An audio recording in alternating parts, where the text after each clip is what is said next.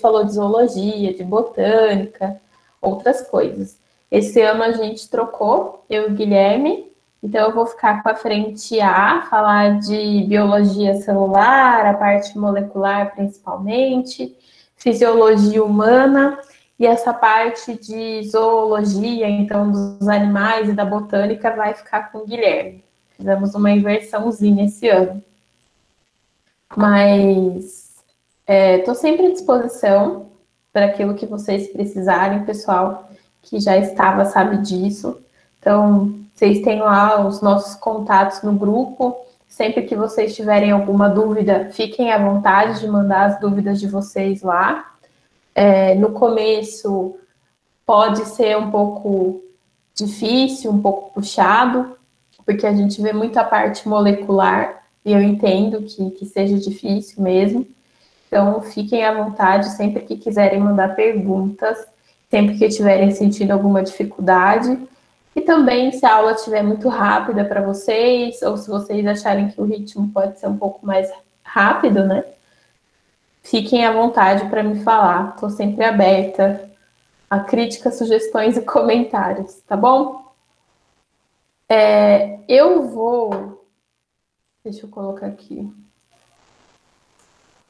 Vocês já usaram uma plataforma que se chama Nearpod? Alguém já usou? Não? Não faço nem ideia. Tá, é o seguinte. Deixa eu mandar o link para vocês. Ela vai ser mais útil, principalmente para quem estiver no computador. Quem estiver no celular talvez seja um pouco ruim de acompanhar por lá. Eu vou passar a apresentação por aqui também. Deixa eu mandar o link. Vocês podem entrar por esse link que eu mandei ou por esse outro link aqui. E a senha é essa aqui, G3JSV. Deixa eu só abrir uma tela aqui, uma guia anônima, para mostrar para vocês como que entra, né?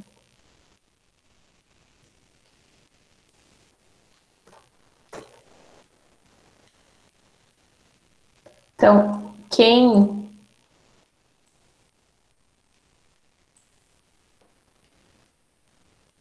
Não está aparecendo.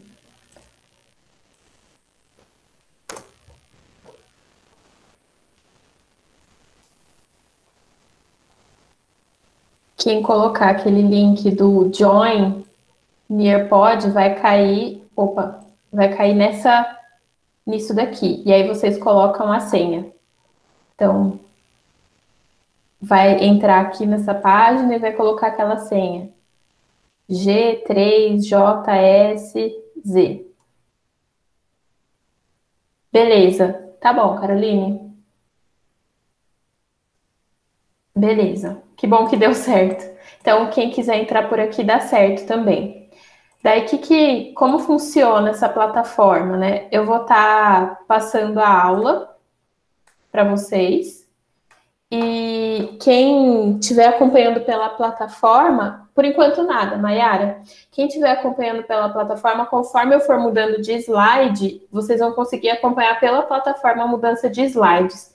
Eu fiz alguns jogos também que dá para a gente jogar por lá. Então, quando a gente chegar na parte dos jogos, aí vocês conseguem jogar por lá, beleza?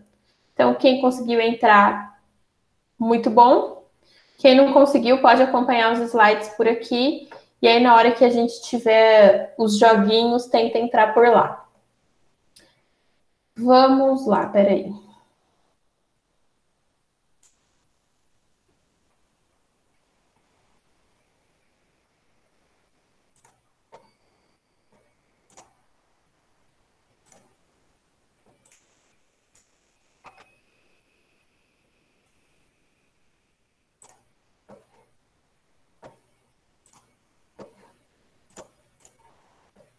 Deixa eu ver. Eu vou deixar o chat aberto. Quem tiver dúvida é só mandar. Se vocês quiserem me interromper também a qualquer momento, podem abrir o microfone e fazer perguntas.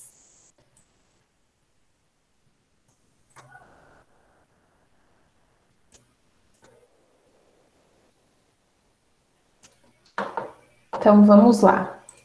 Então, a gente vai falar inicialmente, na nossa disciplina, que nome? Pode ser o seu nome, é o seu nome, na verdade, porque eu acompanho aqui pelo número de estudantes. Isso aí é mais para quem depois quer acompanhar a nota de quanto tira, mas fica livre. Se você quiser colocar o apelido também, eu não vou ficar conferindo quem estava e quem não estava. Beleza. Então, o que a gente vai falar na nossa aula de hoje? Composição dos seres vivos. Então, a biologia, o nome da biologia, né? Bio significa vida e logos significa estudo. Então, a biologia é o estudo da vida. Porém, como a gente não consegue descrever exatamente o que seria a vida, a nossa definição mais moderna de biologia, ela vai falar que a biologia é a ciência que estuda os seres vivos. E a gente não estuda apenas os seres vivos, a gente não fica só descrevendo o ser vivo. O que a gente faz além disso? A gente estuda as interações que os seres vivos têm entre eles e as interações que os seres vivos vão ter com o ambiente. Então, na nossa disciplina, a gente vai estudar muito a respeito dos seres vivos, porque é isso que a biologia faz, né? E o primeiro tópico que a gente vai abordar é a composição dos seres vivos. Então, uma das características que os seres vivos têm é ter uma composição específica. E a gente vai falar dessa composição. Evelyn, se não conseguiu, não tem problema, tá bom? Vai estar passando a mesma coisa para quem está acompanhando lá. Então, você não vai perder nada de conteúdo. Bom, então, o que a gente vai falar primeiro? A gente vai falar inicialmente da composição inorgânica dos seres vivos. Vocês lembram o que era a parte orgânica e o que era a parte inorgânica da química? Alguém que já passou, talvez pelo terceiro, lembra disso? Tem aprendido depois que o carbono faz e a parte inorgânica não tem carbono. Exatamente, Maria Rita. Muito bom. Então, a parte inorgânica é aquela que não tem as cadeias longas de carbono. E a parte orgânica já vai ter. O que a gente tem de composição inorgânica dos seres vivos são água e sais minerais. Então, são esses os componentes que a gente vai ter, que são inorgânicos. Primeiro, a gente vai começar falando sobre a água. Então, a água, ela é o principal constituinte da matéria viva e a gente tem por volta de 75 a 85% das células constituídas por água, tá? Então, as células são o principal elemento do corpo humano que contém água. E grande parte de uma célula é água. Então, a água é muito, muito importante. Apesar de nós termos grande quantidade de compostos orgânicos, o composto inorgânico principal que nós temos é a água. O que essa água faz? Então, ela tem muitas e muitas funções. Então, ela dissolve substâncias, então ela é um solvente bem importante. Ela é meio para reações, então é onde a gente vai ter as reações acontecendo, né? Ela auxilia no transporte de gases, então, como ela está muito presente na nossa circulação, ela auxilia no transporte de gases, e ela também auxilia no transporte de nutrientes e excretas, e vai auxiliar na regulação térmica. Então, ela vai auxiliar mantendo uma temperatura mais ou menos estável do corpo. Se vocês olharem aqui, a gente vai ter variação na quantidade de água em relação à idade e ao tipo de célula. Bom, primeiro, né, pensando em relação à idade. A água, ela vai estar mais disponível nos indivíduos, né, na população aqui, como está descrita, mais jovem. Por quê? Porque a gente precisa de mais água conforme houver maior metabolismo. Então, nos recém-nascidos e nas crianças que estão em fase de desenvolvimento e precisam realizar grandes quantidades de reações, eles possuem no seu corpo maior quantidade de água. E conforme a gente vai ficando mais velho e o nosso metabolismo desacelera, a gente faz menos reações químicas, a gente vai perdendo água. Então, essa porcentagem em peso corporal vai diminuindo ao longo do tempo. Isso também acontece nas células. Então, células que têm maior metabolismo, que realizam maior quantidade de reações químicas, elas vão ter mais água do que aquelas que não realizam. Então, outro exemplo, células ósseas, então elas têm 20% de água, enquanto que células do tecido nervoso têm 85%. Então, as células do tecido nervoso realizam muito mais reações do que as dos ossos. Então, por isso, elas vão ter maior quantidade de água. Sim, Caroline, a água vai ajudar a equilibrar a temperatura do corpo humano. A gente já vai entrar no motivo disso daqui a pouquinho. Mas ela auxilia sim.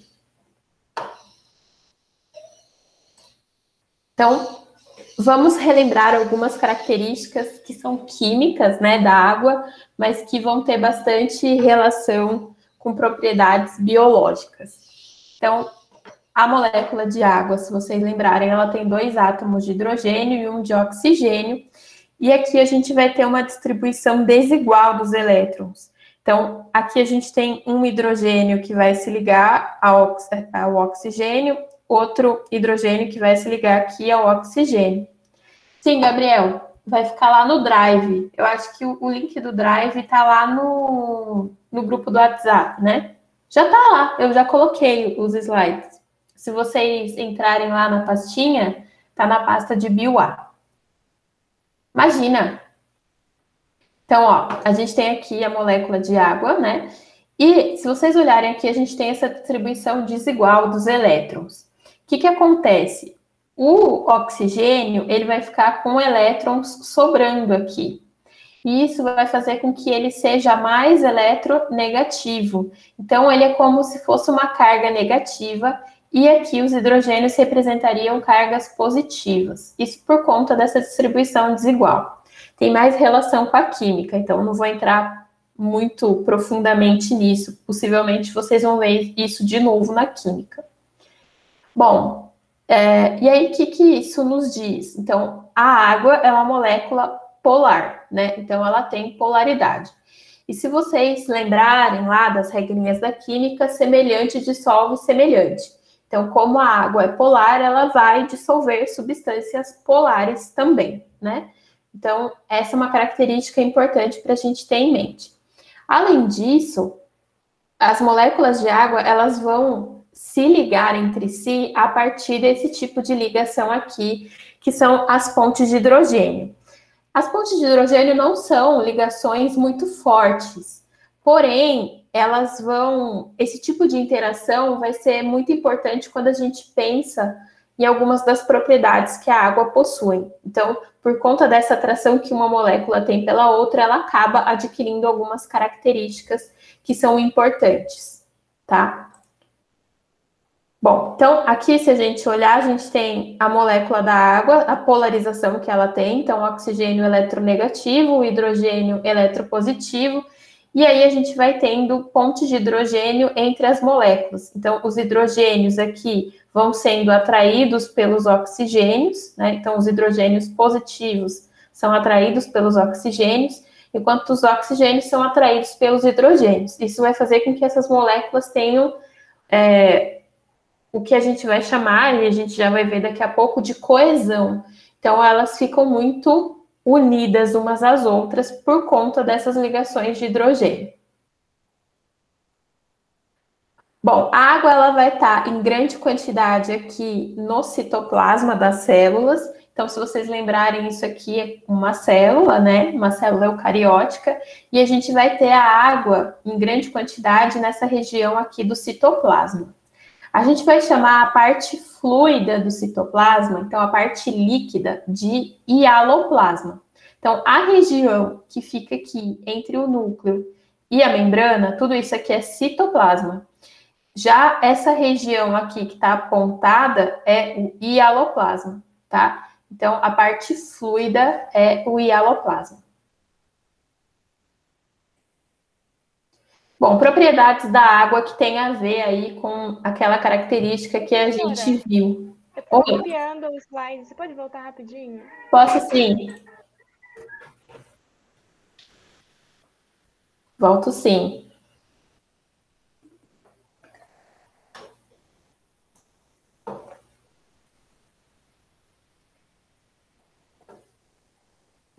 Quando eu puder ir, é só falar, tá, Camille?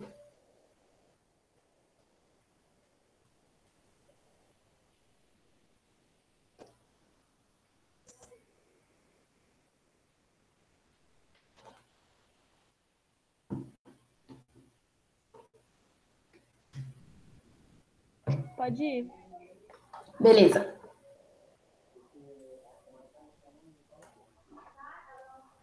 Tá. Propriedades, então, da água que estão relacionadas àquelas características. Então, a primeira que a gente vai ver é a chamada tensão superficial. Então, o que é isso? Então, essas moléculas de água, elas vão estabelecer lá aquelas ligações, né? Que são as pontes de hidrogênio. E aí elas vão ficar aderidas de uma forma que elas formam como se fosse uma rede. Então, pensem como se fosse uma molécula ligada na outra, formando uma rede, assim, bem grande, né? Se a gente tem um animal, por exemplo, aqui a aranha, sobre a água, esse animal ele não vai ter um peso suficiente para romper essas ligações de hidrogênio. Então, essas ligações elas vão se readequar e esse animal ele consegue caminhar sobre a água. Então, o peso deles não é suficiente para quebrar as ligações das pontes de hidrogênio e aí a água vai se conformando. Por isso que a gente vê, às vezes, os insetos andando sobre a água ou folhas, né? Cai a folha, ao invés dela afundar, ela fica sobre a superfície da água. Isso porque essas moléculas são super unidas. Outra característica que a gente vai ter da água é a coesão. Então, as moléculas, elas vão ficar tão unidas que a gente vai chamar essa propriedade de coesão. Elas estão coesas. Isso vai ser importante quando vocês forem ver lá com o Guilherme a transpiração das plantas. Então, as plantas, elas captam a água aqui das raízes, né? Elas sugam essa água e levam por todo o seu corpo. Elas só conseguem levar essa água por todo o seu corpo porque as moléculas, elas são muito aderidas umas às outras, né? São muito coesas, a palavra é coesa mesmo, né? Elas são muito coesas e aí uma molécula vai puxando a outra. Então, a coesão é uma propriedade super importante das moléculas de água. Tranquilo até aqui? Sim? Sim. Beleza.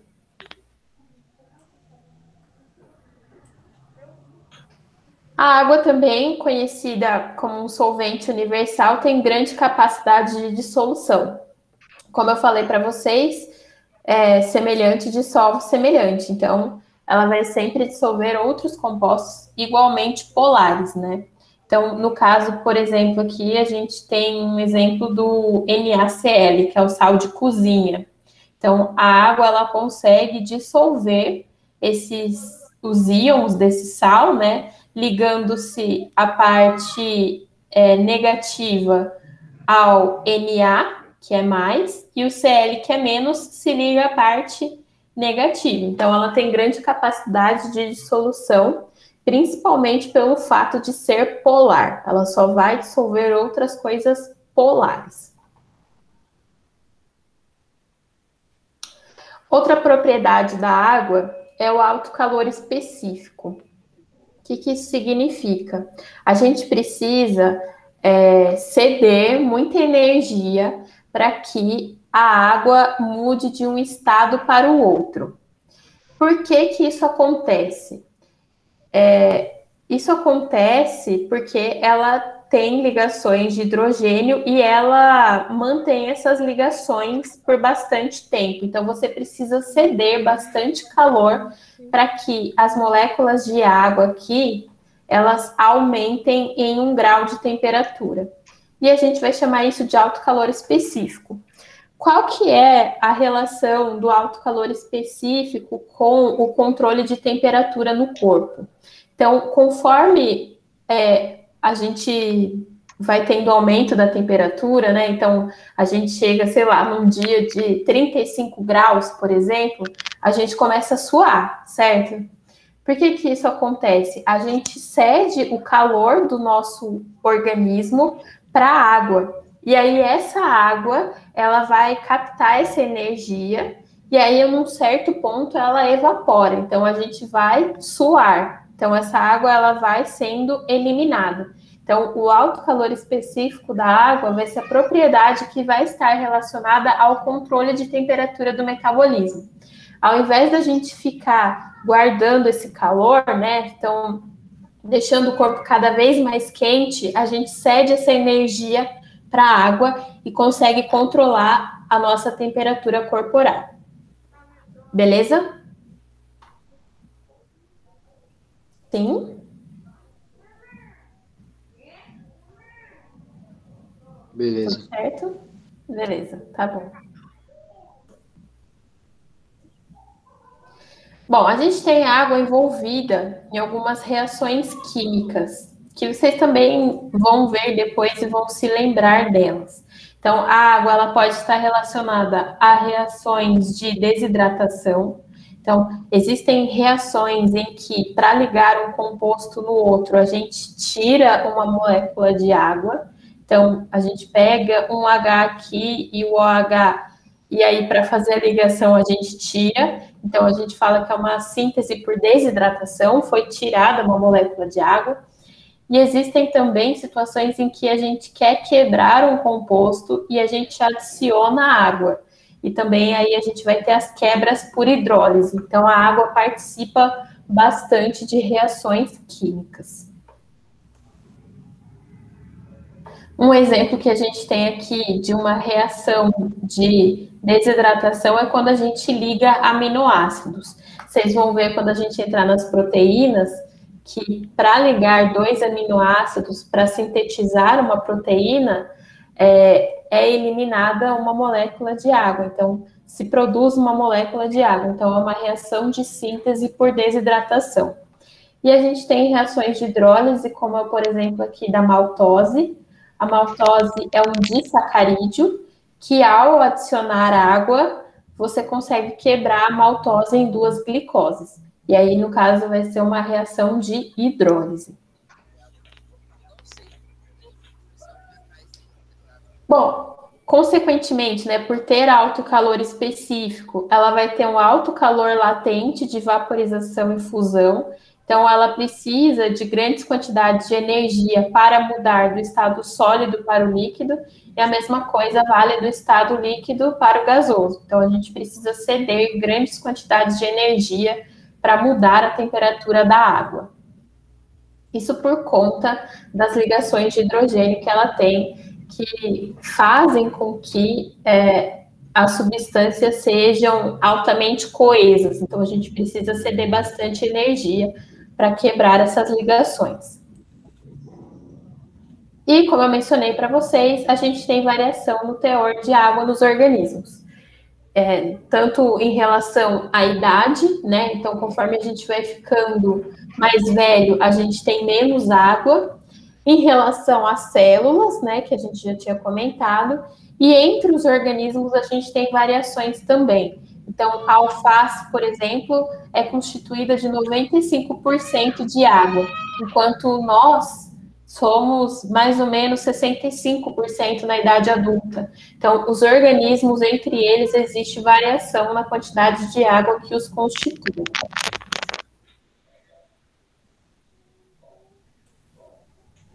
Tudo certo em relação à água? Era isso, da água. Dúvidas? Dúvida não, prof. Só um pouco rápido demais para digerir tudo. Tá bom. Mas você sabe que é assim, né? Vocês vão falando para mim mais devagarzinho, que eu sou acelerada. Vou indo um pouco mais devagar. Tá, vamos entrar então em sais minerais. sais minerais, então, são basicamente esses compostos aqui, né? Então, a gente tem o ferro, o flúor, magnésio, zinco, todos eles são sais minerais, né? A gente consome eles ou na forma de sal mineral mesmo, ou na forma iônica, né? Então, eles são compostos que vão ter função reguladora, então, eles vão auxiliar na regulação do Tá metabolismo, muito feio, tadinho. ou vai ter função construtora, então, vai auxiliar na construção de alguma estrutura.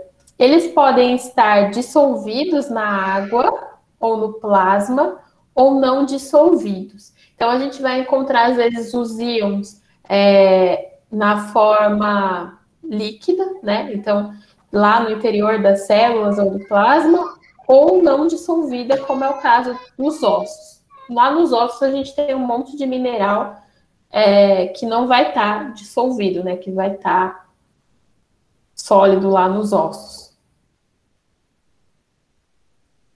Bom, minerais é uma parte que não tem muito que eu ficar contando para vocês, né? É muito, muito, muito, muito, muito, muito decoreba.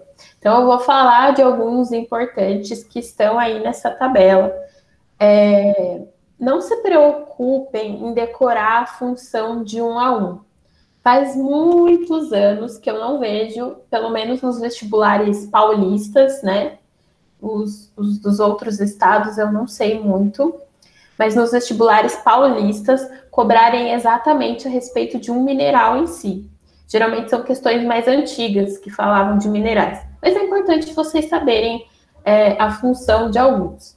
Então, o cálcio, por exemplo, ele está relacionado à formação de ossos e dentes. Então, nossos ossos e dentes são formados por minerais de cálcio. Vão estar relacionados ao funcionamento de músculos e nervos, então a transmissão de impulso e também a coagulação do sangue, tá? Onde a gente encontra cálcio? Principalmente nos laticínios e hortaliças de folhas verdes, como é o caso do brócolis e do espinafre. A pessoa que tem deficiência de cálcio, ela vai apresentar uma doença que se chama osteoporose. Então, ela começa a fazer como se fossem buraquinhos nos ossos, né? Então, ela vai pegar partes do osso mesmo e vai utilizar o cálcio do osso para o seu próprio metabolismo. Pois é, Caroline. Mas você também você é de São Paulo? Você vai prestar os vestibulares daqui?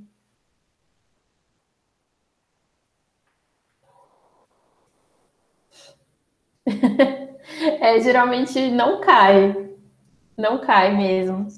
Mas tem professor que pede para decorar, né? Com o tempo a gente vai pegando também dos exercícios. Tem coisa que é bem intuitiva, mas não precisa ficar 100% preocupada em decorar isso. Coitada.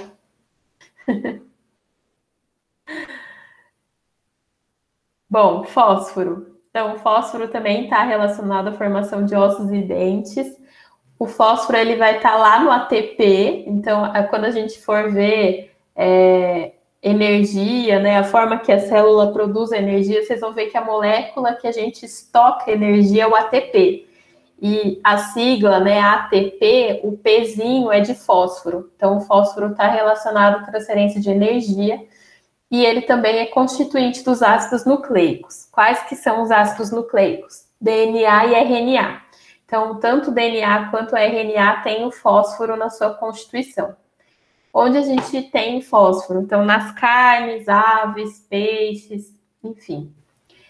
O sódio, qual que é a função dele? Ele vai atuar no equilíbrio dos líquidos do corpo, então ele vai atuar principalmente no controle da osmose, também no impulso nervoso e nas membranas da célula.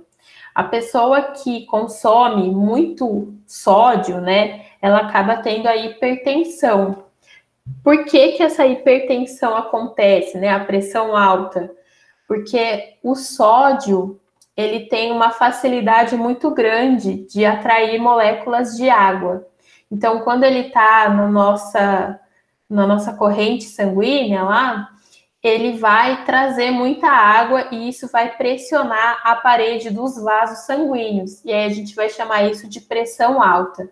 Então, a pessoa que come muito sódio, entra muita água ali e fica pressionando os vasos. Por isso também que as pessoas que são hipertensas, elas tomam remédios que causam a diurese. Então, a pessoa faz bastante xixi. Então, para eliminar esse excesso de água que está na corrente sanguínea. O cloro, ele vai estar relacionado ao ácido clorídrico do estômago. Então, lá no estômago, a gente produz esse ácido para fazer a digestão de proteínas. O potássio, ele age com o sódio no equilíbrio de líquidos. Então, ele também está relacionado à osmose, no funcionamento dos nervos e das membranas. O magnésio, ele não vai estar relacionado tanto ao nosso corpo, ele é mais utilizado no metabolismo de plantas, ele forma clorofila, ele pode estar em reações químicas junto com enzimas e vitaminas, no nosso caso, também ajuda na formação dos ossos, nervos e músculos. O ferro é bem importante, esse aqui é o mais importante de todos os sais minerais que a gente vê, está relacionado à formação da hemoglobina. A hemoglobina é uma proteína que vai estar lá dentro das hemácias e vai fazer o transporte de oxigênio e de gás carbônico, né? Então, vai auxiliar na respiração celular. A pessoa que tem deficiência de ferro, ela tem a chamada anemia. Então, a anemia, a gente tem dois tipos, né? A gente tem aquela que é por deficiência de ferro e tem a falciforme. Eu tô falando a ferroptiva, que é a por deficiência de ferro. Então, a pessoa fica mais pálida, ela sente um pouco de falta de ar, isso porque ela não consegue produzir de forma devida as hemoglobinas que fazem esse transporte de gases, né? Onde a gente vai ter ferro? No fígado, carne, gema de ovo, legumes, tudo isso é rico em ferro.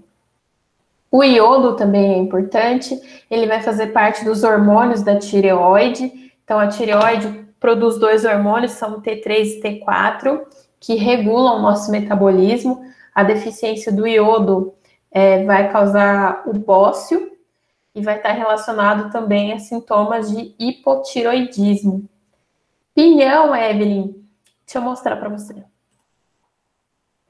Talvez você já tenha visto, mas não tenha comido. Pinhão é isso daqui, ó. É a semente da pinha. Se você ver lá no Paraná, isso aqui tem de monte. A galera come bastante pinhão. Então, é a sementinha da pinha.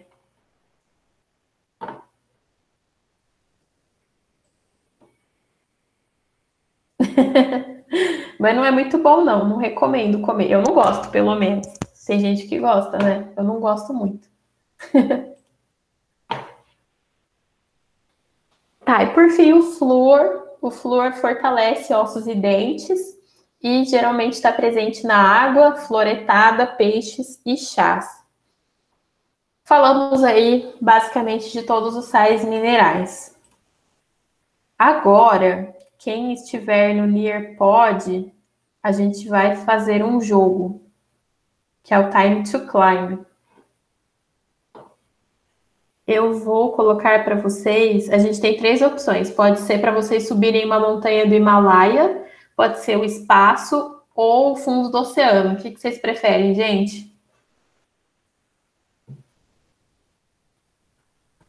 que vocês acham mais legal? Subir a montanha. Ixi, agora tem vários, ó. Tem espaço, ó. Acho que o espaço tá ganhando. Então vamos de espaço.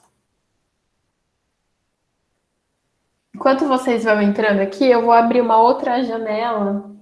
Ah, não, mas eu acho que a maior parte das pessoas está aqui. Vão se preparando, daqui a pouco vocês vão aparecer aqui para mim. Ó, a Carol, a Lana, Hugo.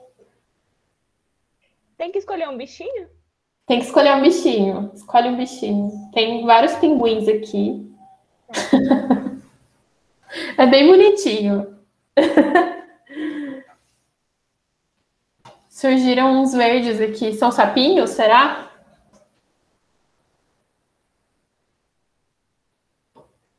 Temos 11, 12.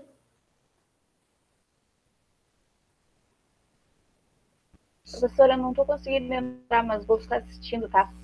Tá bom.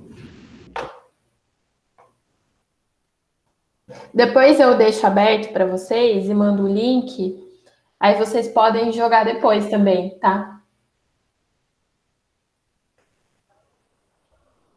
Tem umas girafinhas. Onde? Aqui, ó, essa é uma girafinha, não é? A Débora tá de girafinha. É uma girafa, não é?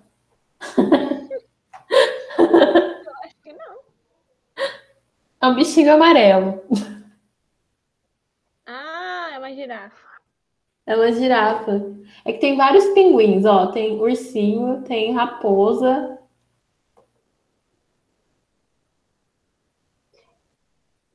Muito bonitinho, né? Preparem-se que vocês vão subir essa montanha aqui, ó. Nossa senhora.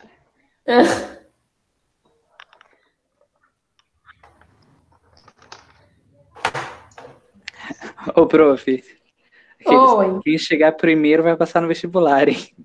olha só, hein? O menino não brinca. Olha só. Depois, quem chegar primeiro, eu mando uma caixa de bis pelo correio. Olha, Olha, só não pode ser muito longe, né? Apesar que pode comprar e enviar, né? Professora. Eu moro em Limeira. Ah, então você pode vir entregar na minha casa, que eu também moro. Ah, então, sucesso. É mais fácil. Mais fácil. Vamos lá, tem 19, faltam 6 pessoas.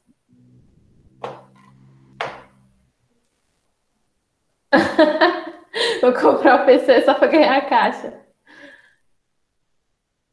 Gente, não vale a pena. Ainda se fosse um chocolate Lindt, né? Aí beleza, eu até comprava também um computador, mas um bis não.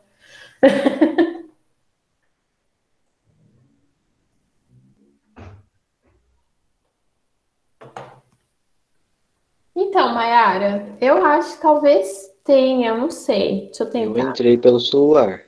Deu certo, então. Então Deu. acho que dá.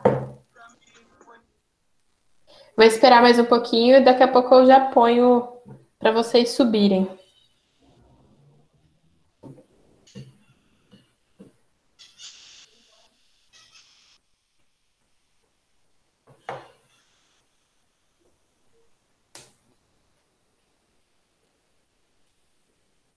Ah, entendi. Peraí, deixa eu colocar para você.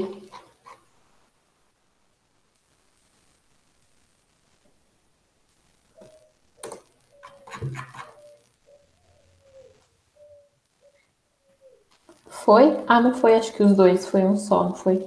Foi só a senha.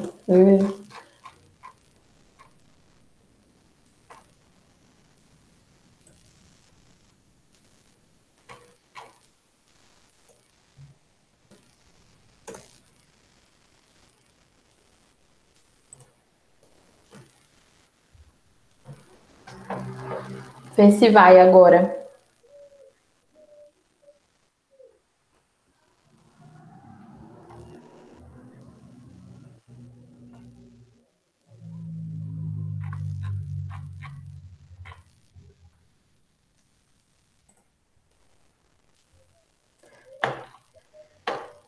Foi? Posso colocar, gente? Ou tem alguém tentando ainda entrar? Ah, tá tudo certo, eu acho. Então partiu. Eu vou só fechar minha tela aqui para. Bom, o pessoal pode ir vendo. Vamos lá.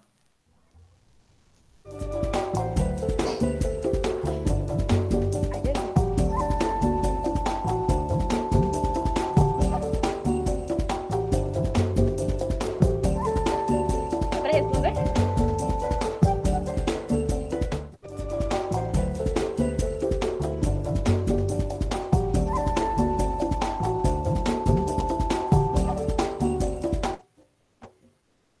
Eu não tô Deixa entendendo. eles responderem. Depois eu ponho o resultado. Sou péssima, não sei.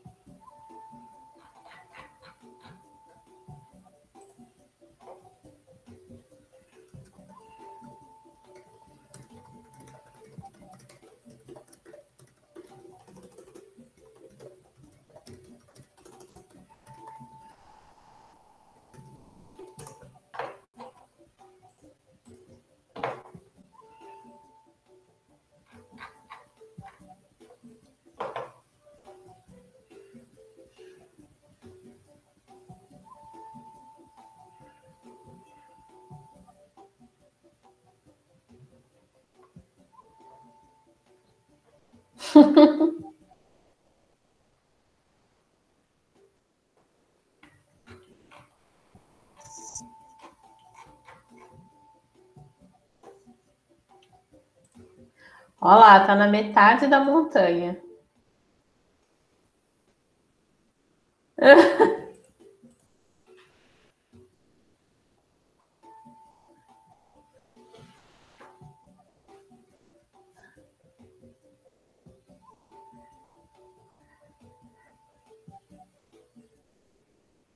Falta só mais uma. Não, faltam mais duas. 5 e 6.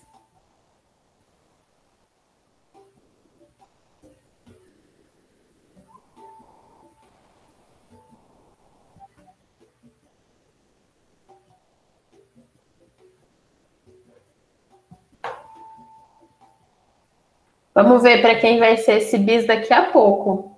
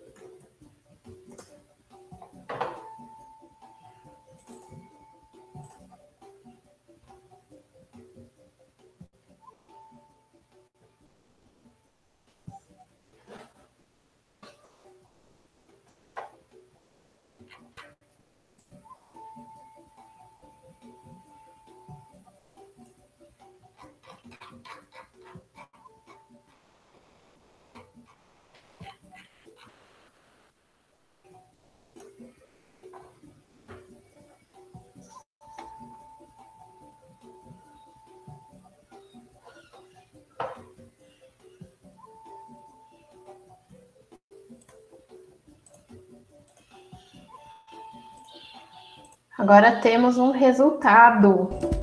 Vocês estão vendo?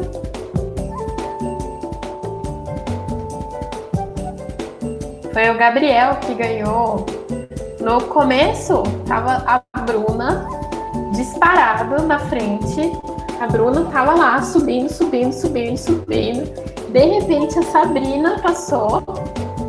E aí, chegou na última questão.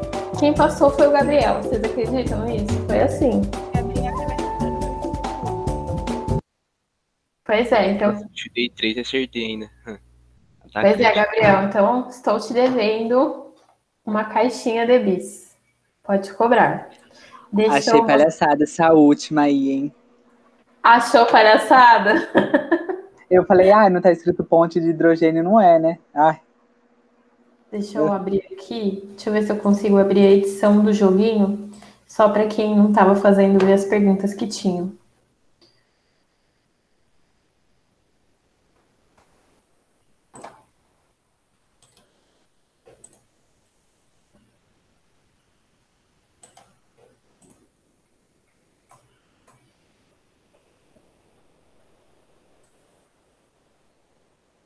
Que eu consigo, peraí.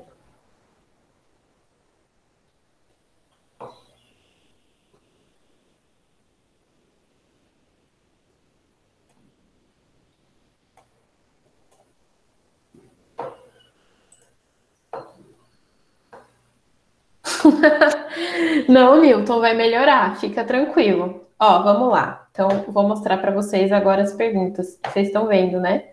Talvez fique um pouco difícil de ler, porque ele fica com um monte de coisa em cima. Mas eu vou lendo para vocês e vou comentando.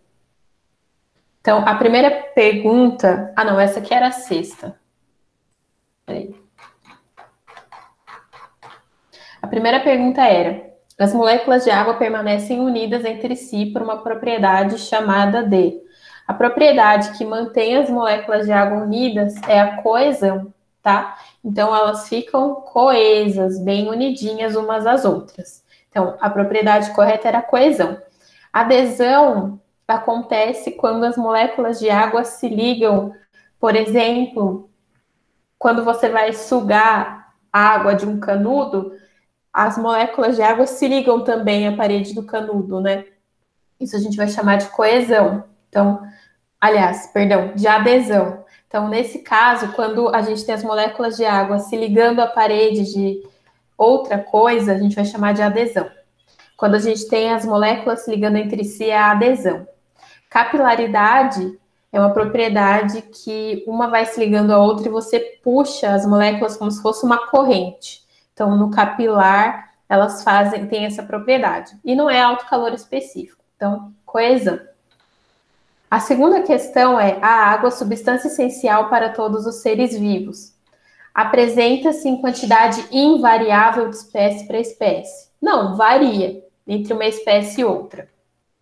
Tende a aumentar o seu percentual nos tecidos humanos com o passar da idade. Não, tende a diminuir com o passar da idade.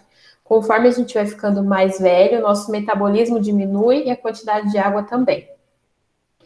Em geral, é mais abundante em células com elevado metabolismo. Sim. Então, quando a gente tem elevado metabolismo, a gente vai ter mais água. E a última é considerada como um solvente universal por ser uma substância apolar. Não, a água é uma substância polar. Então, o que está errado aqui é que a água é uma substância polar.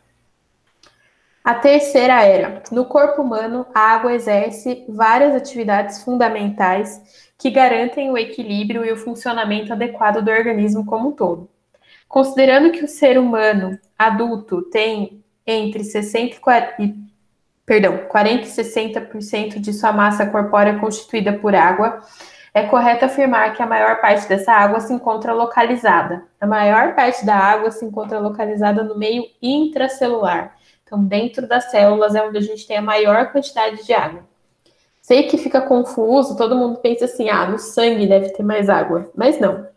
Se vocês pensarem, nós somos um amontoado de células e dentro dessas células nós temos 75% a 80% de água. Então, é nas células onde a gente vai encontrar mais água. 4. A respeito de alguns minerais e suas funções no organismo humano e suas principais fontes de alimentação, assinale o que for correto.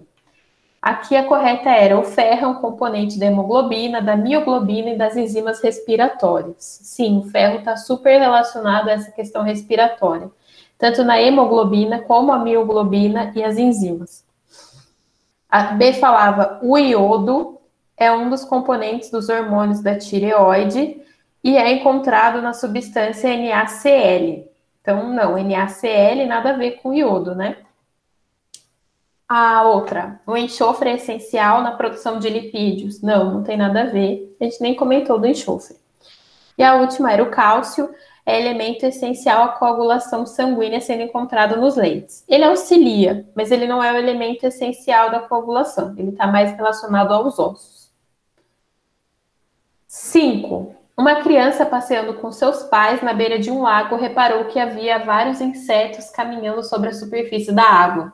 Eles não afundavam por quê?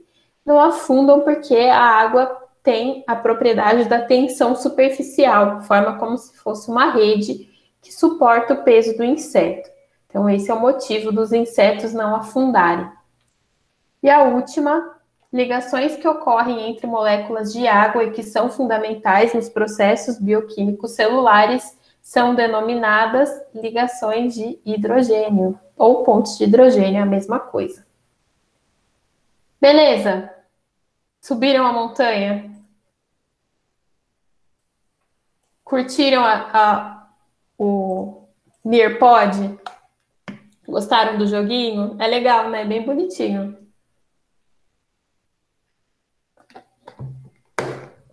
A gente vai fazendo mais joguinhos desse. A gente sobe outras montanhas. Beleza. Muito top, né, Igor? Gostei. Fico feliz que vocês gostaram. Para dar uma animada também, né? Pô, já tá quase na hora de acabar, quase 6 horas. Vocês já devem estar dormindo na frente do computador. Vamos falar agora da composição orgânica dos seres vivos. Agora a gente vai falar de carboidratos. Então, vamos lá.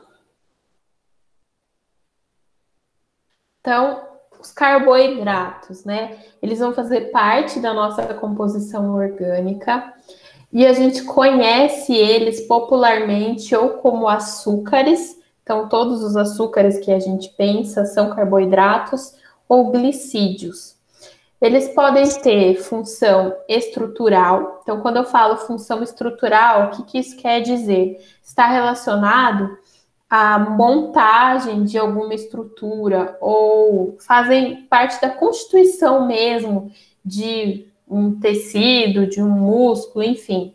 No caso dos carboidratos, a função estrutural deles está relacionada à celulose e à quitina.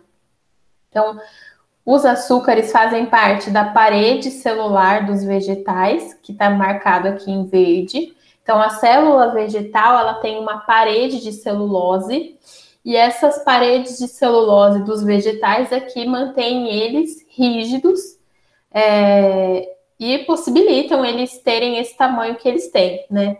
Então, a gente tem uma parede celular de celulose que dá rigidez ao corpo dos vegetais. E também a quitina, um açúcar, que vai estar relacionado ao esqueleto dos insetos. Então, eu acho que vocês já viram essas casquinhas aqui de cigarra, por exemplo. A casquinha da cigarra é o esqueleto dela. Então, as cigarras, elas têm um esqueleto externo, então fora do corpo delas, que a gente vai chamar de exoesqueleto. E aí, elas vão crescendo, cresce, chega uma hora que elas ficam apertadas dentro daquele esqueleto. Aí, o que elas fazem? Troca de esqueleto, então joga o velho fora e faz um novo. Esse esqueleto dos insetos é um esqueleto de açúcar, então é um carboidrato, que se chama quitina. Então, os carboidratos têm essa função estrutural, fazem parte de estruturas dos organismos.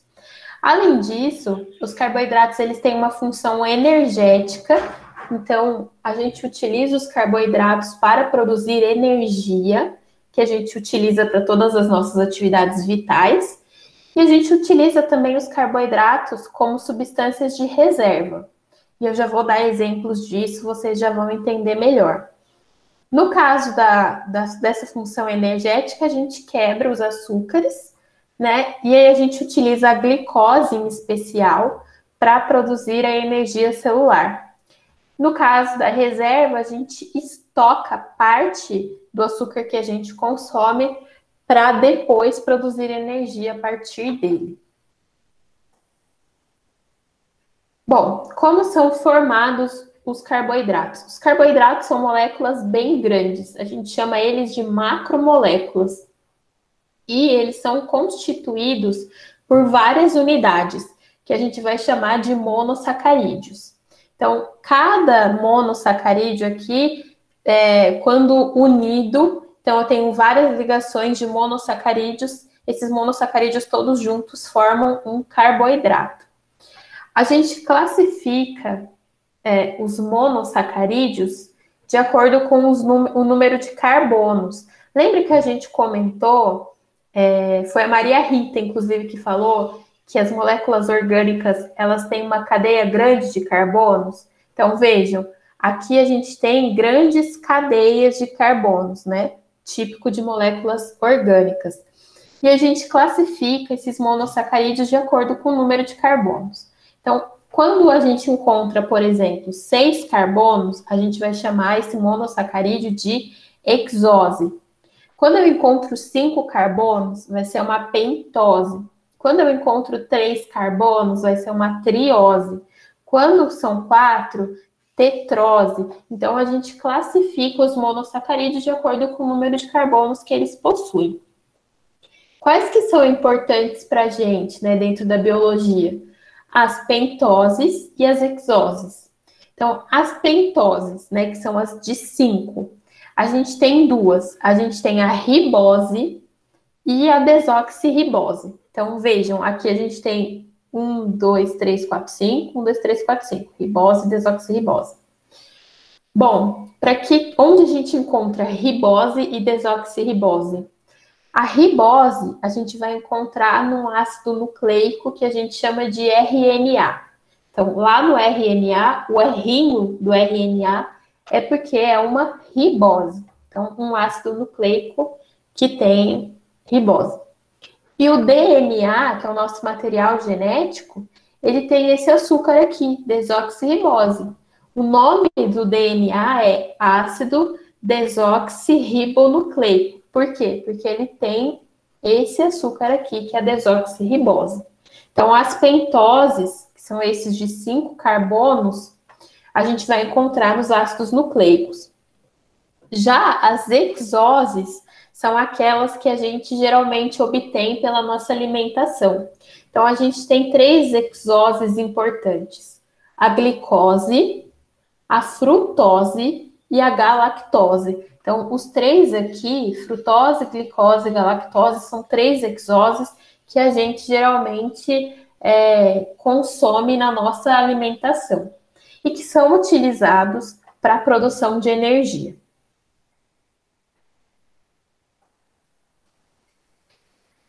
Bom, os carboidratos, né, eles vão formar, quando a gente une 2 monossacarídeos, a gente vai formar os disacarídeos, e a gente tem vários disacarídeos que são importantes. A gente vai ver alguns deles. Então, por exemplo, eu tenho aqui o monossacarídeo galactose. Quando ele está unido com a glicose, ele forma um disacarídeo. Disacarídeo é 2 sacarídeos, que é a lactose. Então, glicose mais galactose forma a lactose.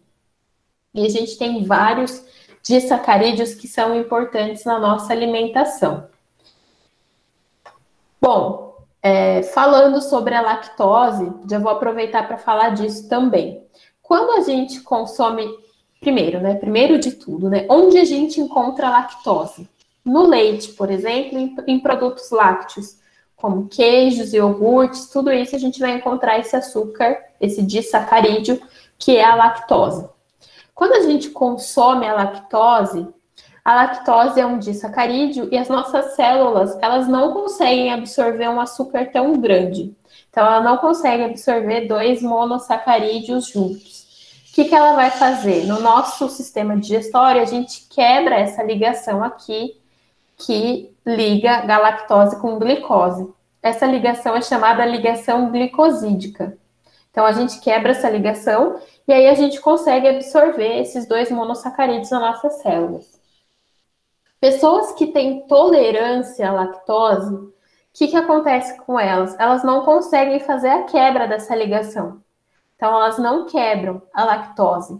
Logo, elas não conseguem absorver esses 2 açúcares, nem a galactose e nem a glicose. E aí, como a gente tem bactérias intestinais, as bactérias intestinais vão usar essa lactose e aí a pessoa vai ter muito desconforto intestinal. Então, ela vai começar a ter flatulência, ela começa a ficar meio inchada, ela começa meio que a passar mal por conta desse consumo da lactose. Então, pessoas que têm tolerância à lactose, elas não conseguem quebrar essa ligação glicosídica aqui. E aí, beleza, a pessoa descobre que tem intolerância à lactose, não pode tomar leite, não pode comer queijo. O que um médico recomenda para ela? Ele vai dar alguns medicamentos que vão ter a enzima que quebra essa ligação aqui. Então, a pessoa toma lá aqueles remédios que tem a enzima que quebra e aí ela consegue tomar leite, comer queijo. Então, esse é um fato que às vezes pode aparecer para vocês no vestibular, falando dos monossacarídeos e relacionando essa questão da absorção da lactose, das pessoas que são intolerantes à lactose. Então, a lactose é um disacarídeo composto por esses 2 açúcares aqui, a galactose e a glicose. Uma curiosidade para vocês também, e aí é uma curiosidade mesmo, tá? Se vocês um dia tiverem dinheiro, né, porque eu acho até caro, tomem esses leites que são sem lactose, vocês vão ver que eles são muito mais doces. Então, a lactose é um açúcar que não é muito doce, tá? Mas esses leites que são sem lactose, eles têm essa ligação quebrada, e aí eles vêm geralmente com galactose e glicose separados já. E aí eles vão ser leites bem doces, porque a glicose é doce. Então, se vocês tomarem o leite sem lactose, vocês vão ver que ele é bem mais doce. Mas é só uma curiosidade aí para vocês. Tranquilo até aqui? Tudo bem? Leite de amêndoa serve? Sim, o leite de amêndoa ele já também não tem lactose. Então, para as pessoas que têm intolerância, serve o leite de amêndoa.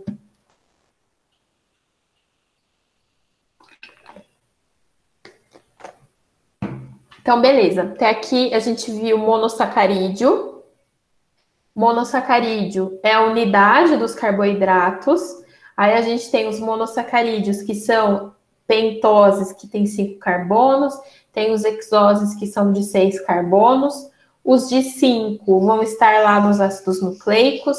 Os de 6 vão estar na nossa alimentação e são os que a gente mais utiliza em relação ao metabolismo energético, né?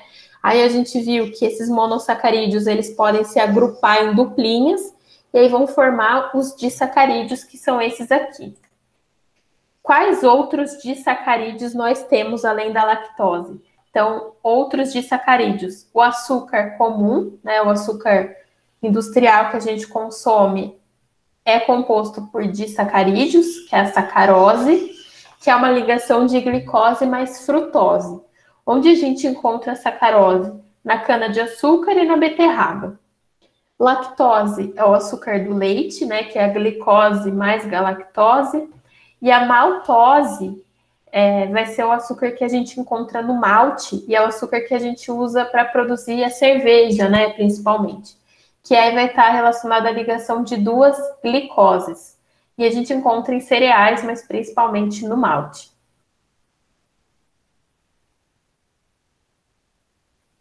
Bom, então a gente tem monossacarídeos, que são os açúcares pequenininhos, eles se agrupam em disacarídeos, e aí conforme a gente tem mais monossacarídeos se ligando, 3, 4, 5, 6 monossacarídeos, a gente vai ter o que a gente chama de polissacarídeos, que são vários monossacarídeos ligados todos juntinhos.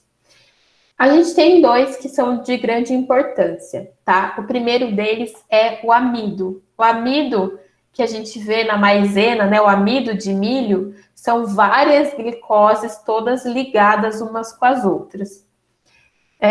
Os polissacarídeos geralmente são insolúveis em água, eles não solubilizam bem em água, e eles vão estar relacionados à reserva energética. No caso, o amido, ele vai ser a reserva energética vegetal. Então, quando a planta produz bastante açúcar pela fotossíntese, ela estoca parte desse açúcar na forma de amido. E aí, depois, ela consome isso em momentos em que ela não consegue mais fazer tanta fotossíntese, né? Plantas que a gente encontra, partes de plantas que a gente encontra bastante amido. Na batata, né? A batata é super rica em amido, o milho tem bastante amido, então tudo isso é rico nesse polissacarídeo cheio de glicoses ligadas umas nas outras. Então, o amido, ele é um polissacarídeo vegetal, a gente vai encontrar em plantas. Já o glicogênio vai ser o nosso açúcar de reserva, tá? Não só nosso, mas como dos fungos também. Então, vou dar um exemplo. Vamos supor que hoje no almoço vocês comeram um pratão de macarrão, tá? Vocês comeram um prataço de macarrão, super gostoso, lá um espaguete com molho vermelho.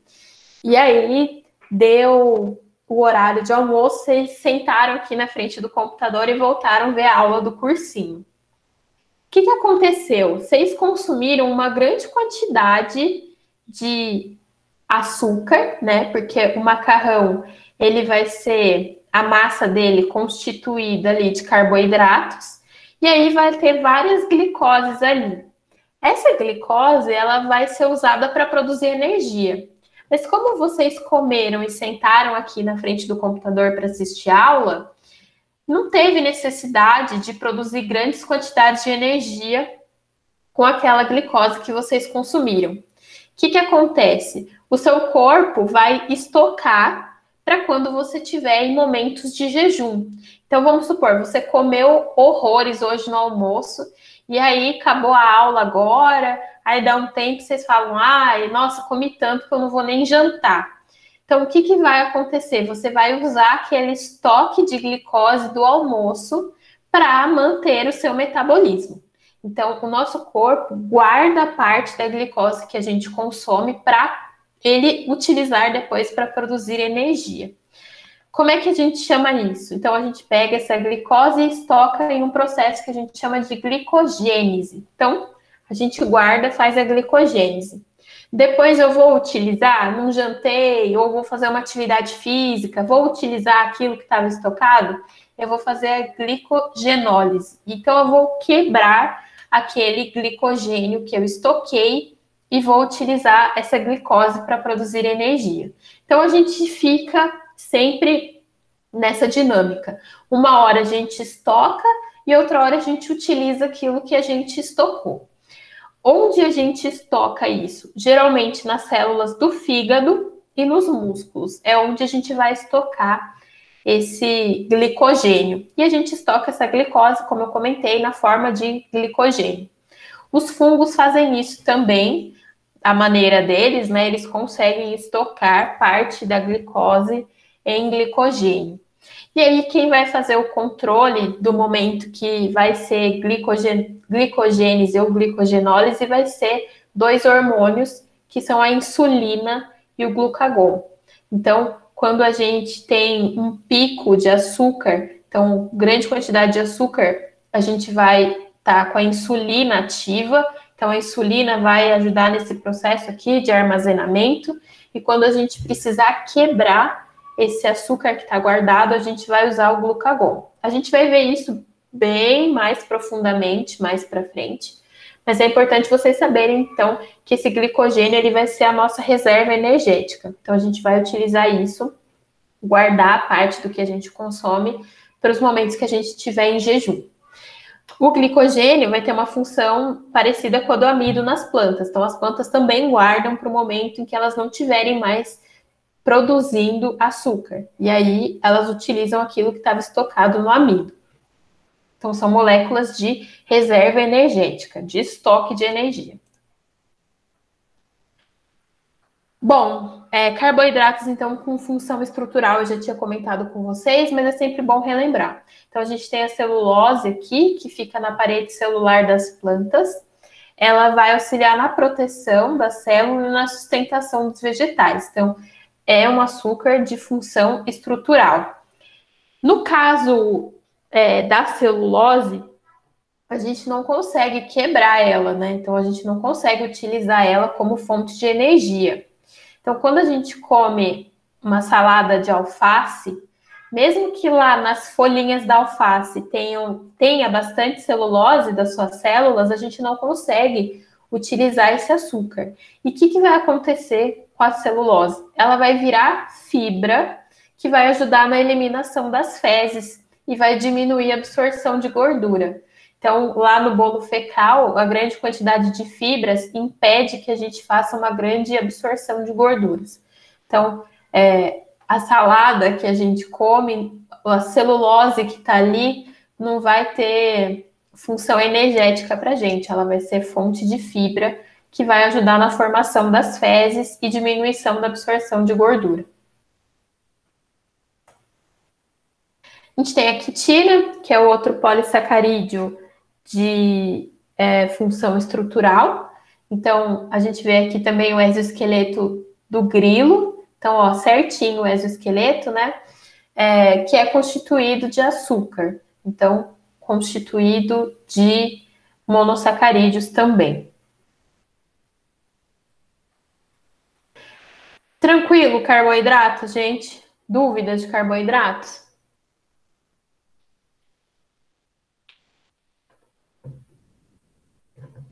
Não? Estão só com fome? Só vontade de comer um pão? Falou de carboidrato, dá vontade, né? Comer um pão, tomar uma cerveja, tomar um vinho, tudo isso é carboidrato. Comer uma pizza daqui a pouco, pedir uma pizza no iFood. Nossa, um sushi, olha só que rica, Caroline. Quero. Manda na minha casa que eu tô aceitando também um sushi. Uma delícia. Beleza, eu vou começar bem de boas, R$ 5? Menina, daqui a pouco eu entro no iFood também, vou pedir o meu. Quero também. A gente vai começar bem de boinha, lipídios. Na próxima aula a gente vai retomar, tá? Então, vamos bem de boa com os lipídios agora. Professora, Oi! isso é o básico de biologia? Como né? assim o básico? O início, tipo, o básico que a gente aprende desde o comecinho em biologia. É o início? Bem no início, sim. Por quê? Você tá com dificuldade? Você tá achando muito difícil? Não, é que na escola, né? Eu sou de escola pública. Então, eles ensinam bem mais básico que isso. Aí eu falei, nossa, que é isso, né? Mas tá bom. Ah, gente, ó, não se preocupem, com o tempo vocês pegam o ritmo também. Mas geralmente essa é uma aula que a gente dá no primeiro ano. Então, uma aula básica, assim. Mas eu não vou pedir para vocês, assim, como eu posso explicar? Tipo, isso não vai ser pedido de vocês e a gente vai ver isso uma única vez. Por exemplo, a gente vai ver de novo ácidos nucleicos. De novo, eu vou falar para vocês do monossacarídeo. Então, são coisas que eu falo agora, mas depois a gente resgata mais para frente. Quando o Gui for falar com vocês de plantas, ele vai falar da celulose de novo. Quando ele for falar de insetos, ele vai puxar o exoesqueleto de novo. Então, essas coisas são básicas, mas depois, quando a gente for retomando, eu vou falar de novo disso, mas aí vocês já vão fazer a ligação. Pô, é o exoesqueleto de quitina, e aí isso está relacionado ao carboidrato, blá, blá, blá. Então, a gente vai fazendo essas ligações depois. Então, não fica desesperada, vai dar tudo certo. Prometo para vocês. Sim, ó, quando eu entrei na faculdade, eu tinha, no primeiro semestre, um professor que falava que quando a gente se formava em biologia, a gente saía praticamente bilíngue, porque são várias palavras, vários termos que a gente tem que aprender, decorar e tal. E com o tempo vocês vão incorporando isso. Vai ser difícil no começo, vai falar, meu Deus, quanta coisa. Mas depois vai, juro para vocês que vai. Então, calma, paciência.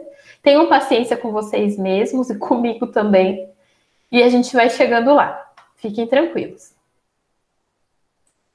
Vou só falar esse slide e já libero vocês. Então, próximo assunto, né, que é da nossa próxima aula.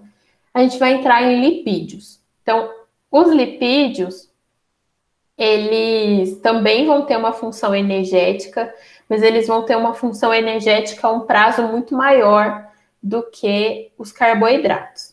Então, a gente usa os carboidratos para produzir energia no nosso dia a dia. Aí, a gente comeu lá o nosso pratão de macarrão, né?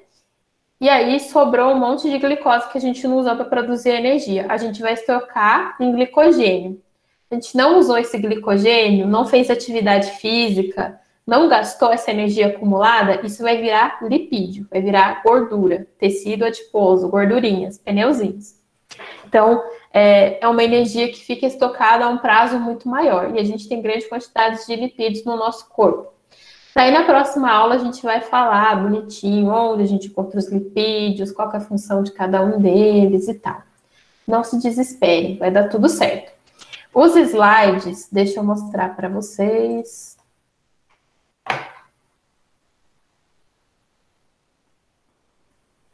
Onde está?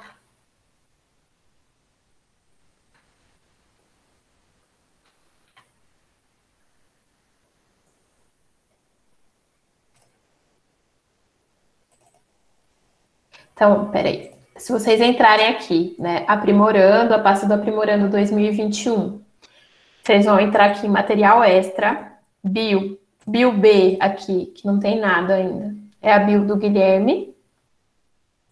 Bio A, de Amanda, é a minha, tá? Então tá aqui a aula para vocês depois. Quem não conseguiu participar do jogo, eu vou mandar o link no grupo de vocês. E aí eu deixo o jogo aberto, vão jogando. Quem quiser melhorar sua pontuação, subir lá a montanha várias vezes, pode subir, gente, fiquem à vontade. Eu não vou ficar conferindo o resultado, tá? De ninguém. Então, fiquem tranquilos. E que mais? Acho que é isso. Então, bom descanso para vocês, bom final de semana. Daqui 15 dias a gente